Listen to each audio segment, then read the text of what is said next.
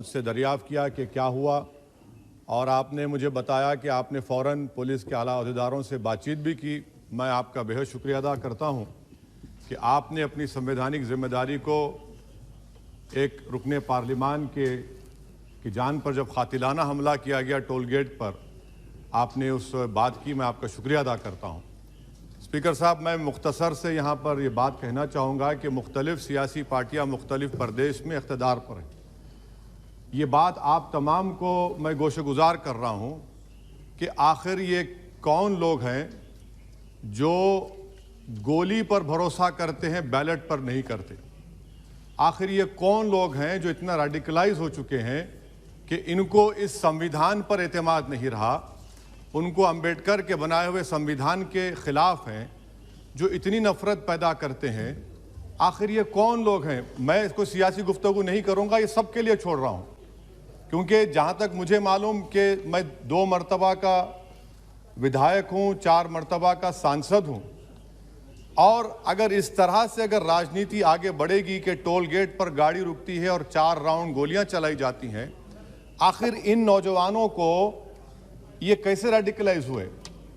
और मैं सरकार से पूछना चाहता हूँ कि क्या उन्होंने ये रेडिकलाइजेशन सैयद कुतुब की किताब पढ़कर रेडिकलाइज हुए, अब्दुल्ला अज़ाम की किताब पढ़कर रेडिकलाइज हुए, या अयमन अल ज़ोहरी की किताब पढ़कर रेडिकलाइज हुए? इसीलिए मैंने सरकार से 2015 में कहा था कि इंटरनल सिक्योरिटी डिपार्टमेंट MHA में उसमें तमाम मज़ाहिब के लोगों का एक काउंटर रेडिकल सेल बनाइए आप। और सर, ये रेडिकलाइज हो चुके हैं तो भारत की इससे राइट विंग कम्युनिज्म और टेररिज्म बढ़ेगा। मैं आपसे अपील कर रहा हूं कि जो गलती NDA 1 में की थी, आप वही करने जा रहे हैं।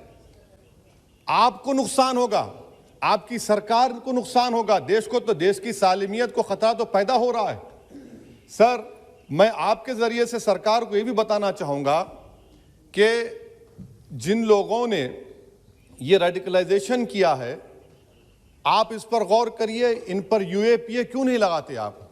अगर कोई स्पीच देता है, अगर कोई फेसबुक पर किसी क्रिकेट मैच पर किसी टीम की तायीद करता है तो UAPA लगता है।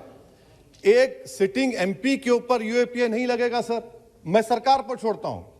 सर, चौथी बात यह है कि रेडिकलाइजेशन की जब बात होती है, हमने यहां पर एक कांग्रेस के बड़े नेता से सुना कि 2 भारत हैं दौलत के एतबार से। नहीं सर, भारत की दौलत मोहब्बत है। भारत की दौलत पैसों की दौलत नहीं है, भारत की दौलत मोहब्बत है। हां, 2 भारत हैं, एक मोहब्बत पर जो पिछले कई बरसों से आबाद है, और एक नफरत पर भारत बन रहा है। तो क्या आप दौलत की भारत की मिसाल देंगे या मोहब्बत की भारत की मिसाल देंगे? अगर मोहब्बत की भारत की मिसाल देंगे तो उसमें आपको मेरी जबान को रोकने के लिए गोली चलाने की जरूरत नहीं है। इस 2 भारत को समझने की जरूरत है। सर, खत्म सर, मुझे खत्म सर सुनिए सर, मैंने करीब से 6 फीट से गोलियां देखी, मुझे बोलने दीजिए सर। हो सकता है कि कल दिन ना देखूं मैं। अगर मैं यहां पर नहीं बोलूंगा तो कहां बोलूंगा सर? आप मुझे प्लीज बोलने दीजिए। सर, मैं आपसे गुजारिश यह करना चाहूंगा कि आप हरिद्वार में, रायपुर में और इलाहाबाद प्रयागराज में मेरे बारे में क्या कहा गया? आपके नाईबी की रिपोर्ट है ना, आप क्यों छुपा रहे उसको? देखिए, मैं मौत से नहीं डरने वाला हूं, हम सबको जाना है इस दुनिया से। बल्कि मैंने कह दिया कि मैं इस वतन में पैदा हुआ, मेरी मां की कोख से तो जमीन पर लिटाया गया। जब मेरी आंख बंद हो जाएगी तो इंशाल्लाह औरंगाबाद की जमीन मुझे दफनाया जाएगा। मगर मैं आपसे अपील करना चाह रहा हूं सरकार से सर, कि जो कुछ बातें की गई हैं उसको देखिए। मैं Z कैटेगरी सिक्योरिटी नहीं चाहिए मुझे, मैं हरगिज नहीं चाहिए मुझे। मैं 94 से पॉलिटिक्स में हूं। मैं आजाद जिंदगी गुजारना चाहता हूं। मैं घुटन के साथ जिंदा नहीं रह सकता इस दुनिया में। मुझे जिंदा रहना है तो अपनी आवाज उठाना है, मुझे जिंदा रहना है तो सरकार किसी के उनके खिलाफ बोलना है, और अगर गोली लगती है तो मुझे कबूल है, मगर मैं घुटन की जिंदगी नहीं गुजार सकता सर। मेरा मानना यह है कि संविधान में अगर देश के गरीबों को, मजलूमों को, अल्पसंख्यक समाज को सिक्योरिटी मिलेगा तो मुझे मिलेगी। सर, आपकी चिंता हमें है ना सर, इसलिए सिक्योरिटी दे रहे हैं। सर, आपको नहीं सर, देश के गरीब बचेंगे तो मैं बचूंगा। ओवैसी की जान इखलाक पीलू से बढ़कर नहीं है सर। ओवैसी की जान उस वक्त बचेगी जब गरीब की जान बचेगी।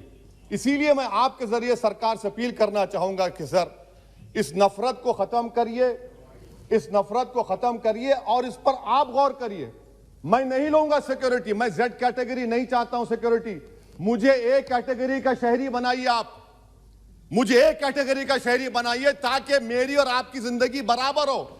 जब देश के प्रधानमंत्री पर सिक्योरिटी ब्रीच हुआ, अपोजिशन की तरफ से मैंने कहा था कि गलत हुआ, सब सेकुलर पार्टी के लोगों ने कहा कि ओवैसी तुम क्यों बोले? मैंने कहा नहीं, देश का प्रधानमंत्री मेरा है, सिक्योरिटी ब्रीच हुई तो एक्शन लेना चाहिए। मगर 4 मर्तबा के एमपी पर कोई 6 फीट के फासले से 4-4 गोली चलाता है। मुझे मौत है, हम सबकी मौत है। चलाने वालों से डर कर खामोश नहीं बैठने वाला हूं और मैं दुआ करता हूं कि उत्तर प्रदेश में पुरअमन पोलिंग होगी इंशाअल्लाह। उत्तर प्रदेश की जनता गोली चलाने वालों का जवाब बैलेट से देगी, नफरत का जवाब मोहब्बत से देगी और कमजोरों को दबाने का जवाब हिस्सेदारी से देगी। मेरी आपसे गुजारिश है सर कि मुझे जेड कैटेगरी नहीं चाहिए, मैं रिजेक्ट करता हूं। आप इंसाफ करिए सर, उस पर यूएपीए लगाइए। और इनके दिमाग कौन है?